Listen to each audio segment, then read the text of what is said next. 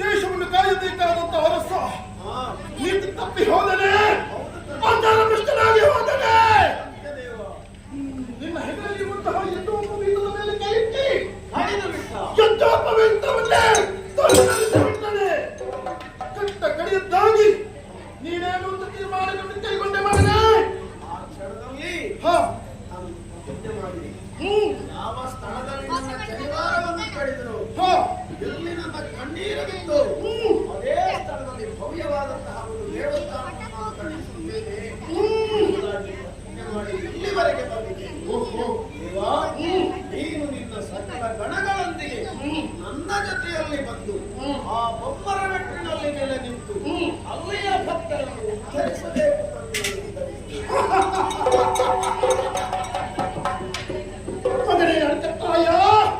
ನಿನ್ನ ಮಾತುಗಳನ್ನು ಕೇಳುವಾಗ ಮನಸ್ಸಿಗೆ ಸಂತೋಷವಾಯಿತು, ಸಮಾಧಾನವಾಯಿತು. ಅಷ್ಟು ಜೀವನದಲ್ಲಿ ನನ್ನನ್ನು ಕರ್ಕೊಂಡು ಹೋಗಬೇಕು. ನನಗೊಂದು ಪುಣ್ಯ ದೇಗುಲವನ್ನು ನಿರ್ಮಾಣ ಮಾಡಬೇಕು. ನಿತ್ಯವೂ ಪೂಜೆ ಪುರಸ್ಕಾರ ಮಾಡುವುದರಲ್ಲಿ ನನ್ನನ್ನು ಅನುಸರಿಸಿಕೊಂಡು ಸಾವಿರಾರು ಗಣಗಳು ಇಲ್ಲಿ ನಿಂತಿದ್ದಾರೆ ಕಂದ. ಆ ಸಾವಿರಾರು ಗಣಗಳು ಕೂಡ ನನ್ನ ಜೊತೆಗೆ ಬರುತ್ತಾರೆ. ಬಂದಂತಹ ಸಾವಿರಾರು ಗಣಗಳಿಗೆ ಬೇಕಾದ ವ್ಯವಸ್ಥೆಯನ್ನು ಮಾಡಿಕೊಡುವುದಕ್ಕೆ ನಿನ್ನಿಂದ ಸಾಧ್ಯವಿದೆ. ಎಷ್ಟು ಸಾವಿರ ಸಂಖ್ಯೆಯಲ್ಲಿ ಗಣಗಳು ಬಂದರೂ ಕೂಡ ಆ